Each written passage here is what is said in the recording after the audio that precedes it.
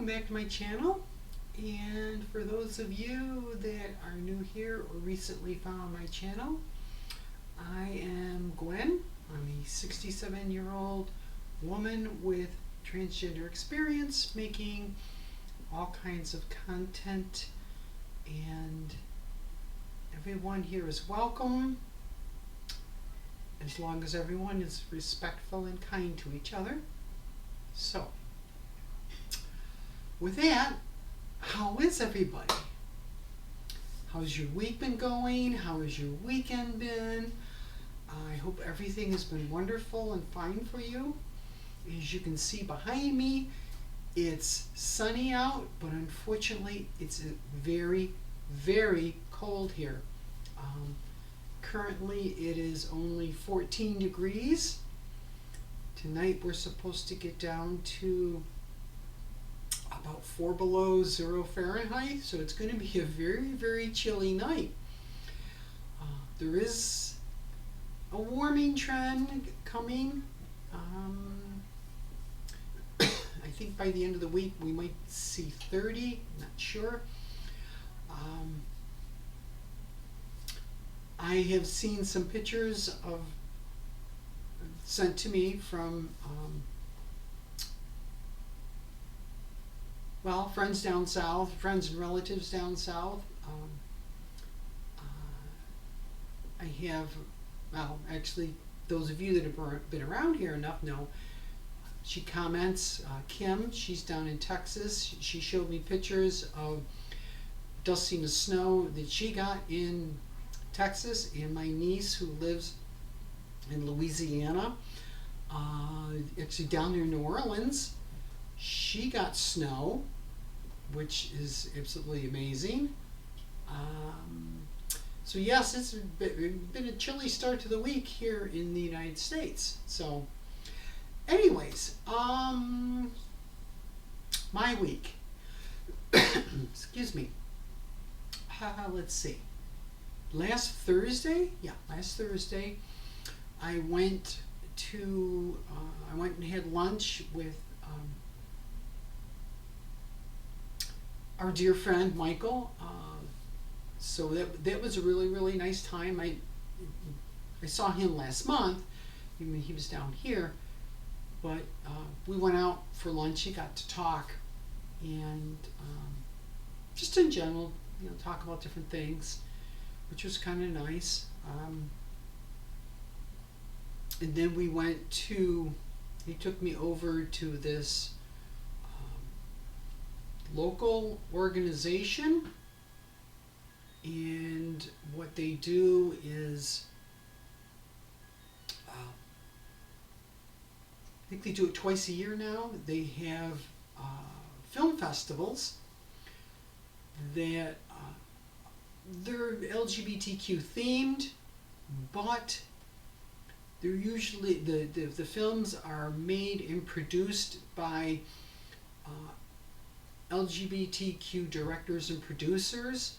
So it's a way of, the organization is a way of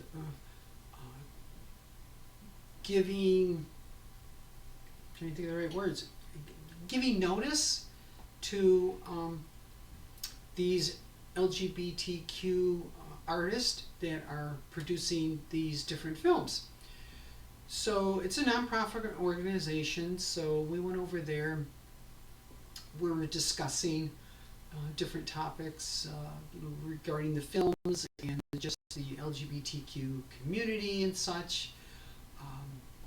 So that was Thursday. Friday, Saturday, and Sunday, I didn't really do too much.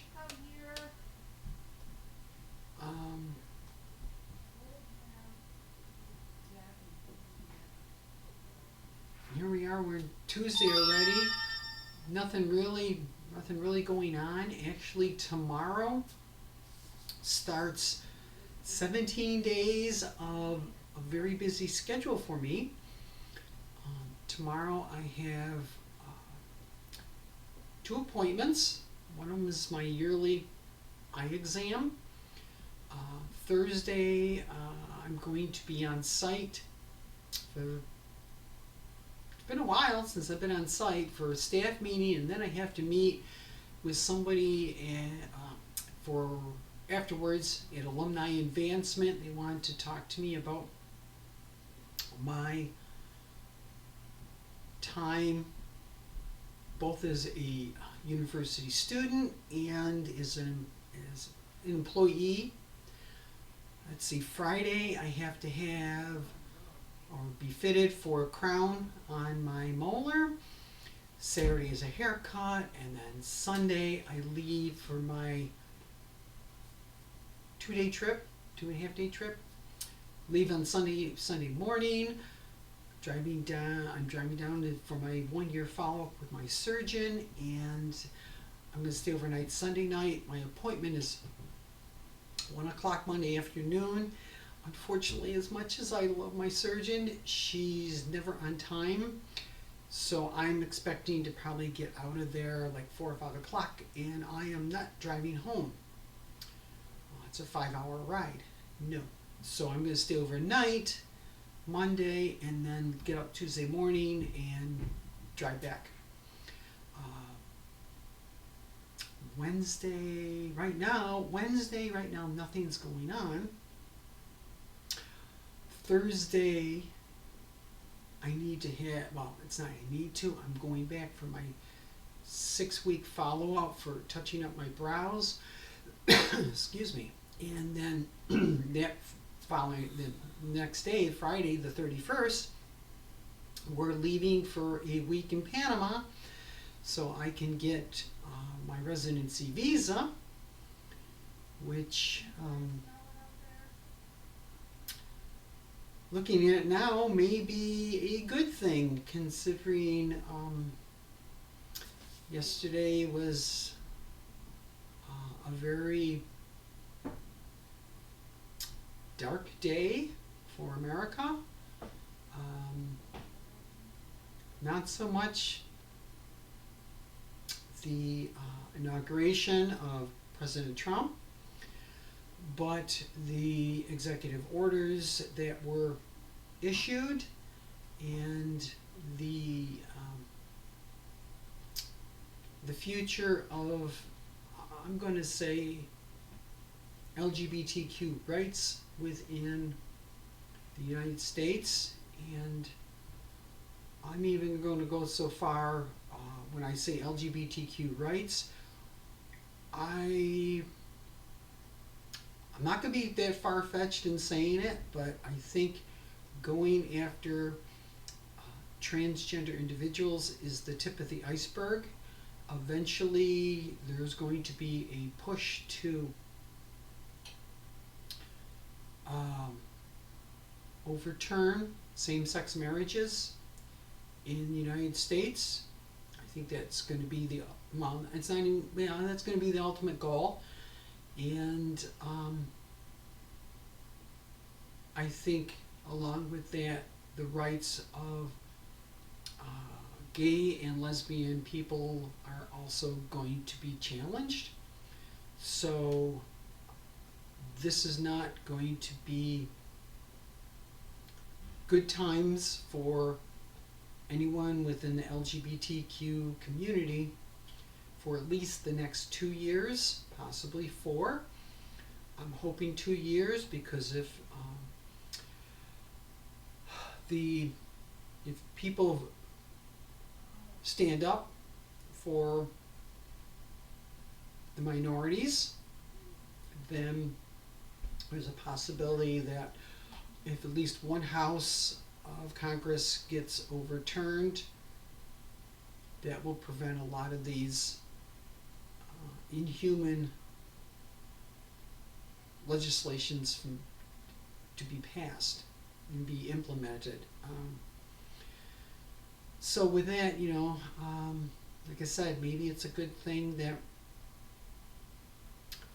I will be getting my residency visa for Panama, even though President Trump has talked about taking back the Panama Canal. I think I don't think that's going to happen. if he were to send in the military and try to take it by force, on the world stage, the U.S. would be looked upon very badly. And I know visibility is something that's very important to him. I think a lot of the rhetoric about the Panama Canal is bluster. The president of Panama has even said that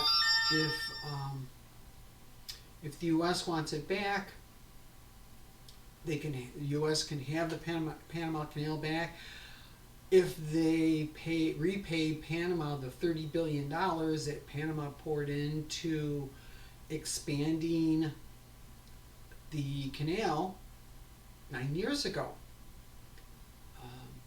And the rhetoric of, well, China operates Panama Canal, no they do not. It is the Panamanian Canal Authority. China has ports, ports of call, shipping ports on both ends of the canal. So does U.S. companies. So does Taiwanese companies. They've been operating. All three of them have been operating there since 1997. So this is nothing new. But this rhetoric of China runs the Panama Canal is not true. I've been there. I've seen it. I know. So, but you know, this is what people are believing. But so even if for some reason Panama were to give him back the canal, or the U.S. were to take the canal, there may be some resentment towards some U.S. expatriates living in Panama. But I think overall it's not going to be as dangerous as it would be with continuing to live here. So I'm going to be watching what's going to be playing out in the next 30 to 90 days, let's say, as far as how things go around here. With some of the executive orders that were issued yesterday concerning transgender rights, there's going to be court battles. I've read the executive order. It's very vague. It talks about how male and female are designated at conception, which is not a true statement. Everyone is at conception is female until week 20 of gestation, when the sex hormone kicks in and the different sex genitalia start to develop. And then add to that, what about certain individuals, really not so much intersex, it's a syndrome called ovotesticular syndrome, which is individuals born with both testicles and ovaries. How do you classify them? And so generally the executive order is they're only going to recognize females as those that produce eggs at conception, which again is not a true statement, or those that in males are designated as those that produce sperm cells at conception, which again is not a true statement, because when you or I were born, we could not produce sperm or eggs. That you had to go through puberty for that to develop. So I mean, that's an untrue statement. Yes, you had genitalia, you had ovaries, or you had testes that could produce sperm or eggs, but it wasn't until you went through puberty that allowed the sperm and eggs to be developed. So again, I can see this becoming a very long, protracted fight, with the possibility of it not getting implemented through injunctions through the court.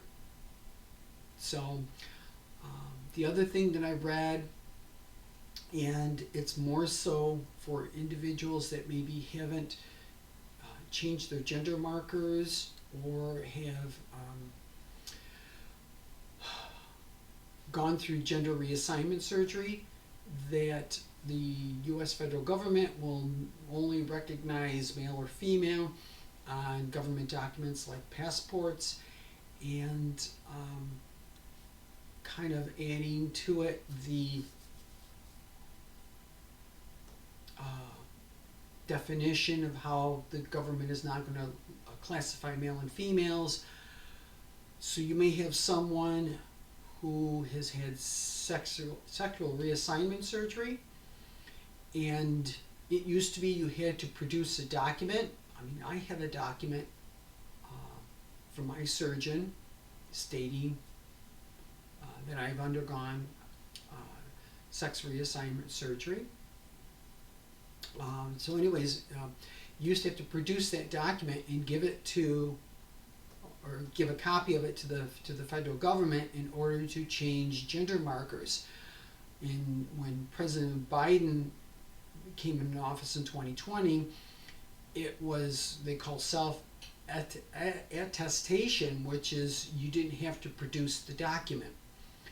So now they're going to go back to pre-President Biden, that you now may have to produce the document. But then if you add in how they're going to classify you, those that maybe are in the process of having surgery or haven't already changed their gender marker, even with the document, they may not be able to. This is how the law, the executive order is written. It's very, very gray and nuanced, so it's going to be kind of an interesting thing. I know that there is also part of the executive order to investigate gender affirming hormone treatments. The ones that are going to be most affected, I feel, is transmasculine individuals, because testosterone is a class 3 controlled substance due to sports doping. So a doctor writing a prescription for testosterone has to have has to put down a reason as to why they're writing the prescription for testosterone. Estrogen is not listed as a class 3 drug. It is not even a controlled drug. So that there shouldn't be any issues with that. And talking to my primary care, he stated that, well, if for some reason the government were trying to control estrogen, and estrogen is actually used, for transgender women, estrogen is actually used off-label.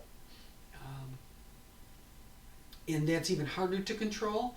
An example of off-label use is, I'm thinking back 40 years ago, my grandmother was on the drug Lasix, which was originally created to help people with congestive heart failure.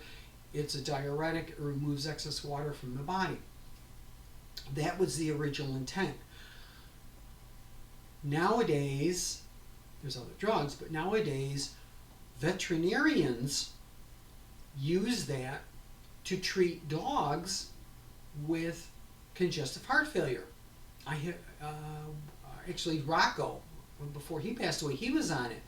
So that's an example of off-label usage. It's used in an application that it wasn't really intended for, and it's too hard to control that. So my doctor was saying, because it's off-label, it's hard to control. And he goes, even if for some reason the government were to say, well, this transgender people can't have estrogen. He said, in my case, because I no longer have any kind of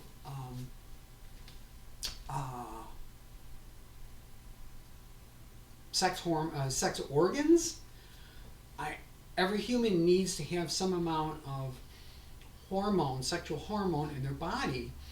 So since I have nothing to produce any sex hormone, then I have to have something, whether it would be testosterone or whether it be estrogen. So in my case, since I'm female, it would have to be estrogen. So he says we could just code it differently as an estrogen deficiency, which a lot of cisgender women currently have problems with, especially going through menopause. So I mean, there could be ways around it. We'll have to wait and see. But like I said, the people I feel really bad for are transmasculine men, those that are in transition and haven't changed their gender markers on their government documents, and those that may be looking towards having certain gender affirming or gender confirmation surgeries, because part of the executive order is to investigate whether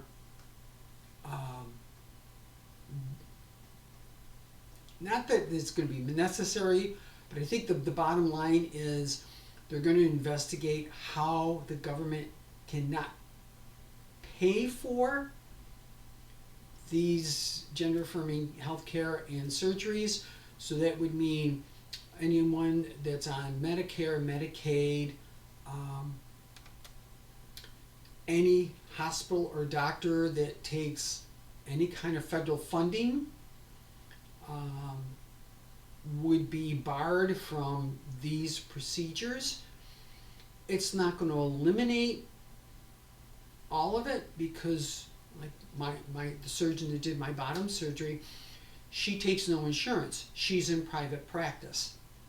So because of that, when I went to her, I had to pay out of pocket and then submit to my insurance to get reimbursed. So going forward, what may happen is individuals may be able to get their surgeries, but they're going to have to pay for out of pocket, and they won't be reimbursed, or healthcare won't pay for it at all. This is what could be happening in the future. But right now, it's just the early stages, and I think a lot of the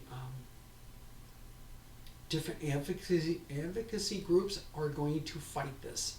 So it's going to be, stay tuned. Anyways, enough of my soapbox ranting. I'm just trying to be realistic about what the future could be holding for a lot of people. Luckily for myself, being that I have completed my transition, all my gender markers have been changed.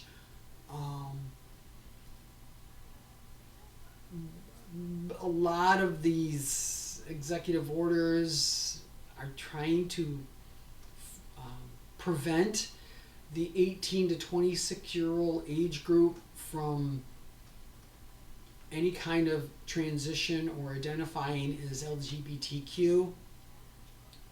Quick side note, I was in a conference in October, part of the, it was more of a panel, discussion panel, and one of the persons on the panel, who was also a friend of mine, works in HR with the university that I work for, and he said between our university and another college across town that has a student population of like 20,000, I think it is. But anyways, he said that he did he did research and found that 20% of the incoming class, both in our university and the college across town, 20% of the incoming freshman class identified as LGBTQ. So what I'm seeing is the government is trying to prevent the younger generation from any kind of transition. For somebody like myself, like I said, I got my gender markers and my surgery all done. I'm over 60. The U.S. government, other than paying for Medicare and Social Security, they really don't care. I mean, the culture of America is very youth-oriented, so they don't really care about us older people. There's a possibility that I could be targeted, but I think overall, I don't think I'm going to have a problem. So again, off my soapbox, enough of that. Let's move on. So anyways, yeah, so this, like I said, the next 17 days are going to be busy with traveling and appointments and all this stuff. Let's see. So I think I've ranted on long enough this week. Next week, I won't be here filming. I'll probably be in my car driving back home. So I will be actually filming on the road. So that'll be something new and different. Was it last week? Yeah, last week. Yeah, last week I did film on the road. I was just, I had to run to the post office. But next week I will actually be driving home. So, I can fill everybody in on how my appointment went, my trip went. So with that, I'm going to close now. I hope everyone has a wonderful rest of your week. I hope you have a fantastic weekend. Please stay healthy, stay safe, and for those of you that are experiencing the cold, please stay warm. I love you all. You're my extended family. And as always, like, share, subscribe, and please, if you have any comments, if you want to talk about anything, comment section below. I respond to the comments. If you have suggestions and something you'd like me to talk about, please let me know. I'm open to talking about everything. So with that, I am going to sign off. And again, I hope everyone has a wonderful, wonderful weekend. And I will see you all, not here, but in my car, next Tuesday. Bye, everyone.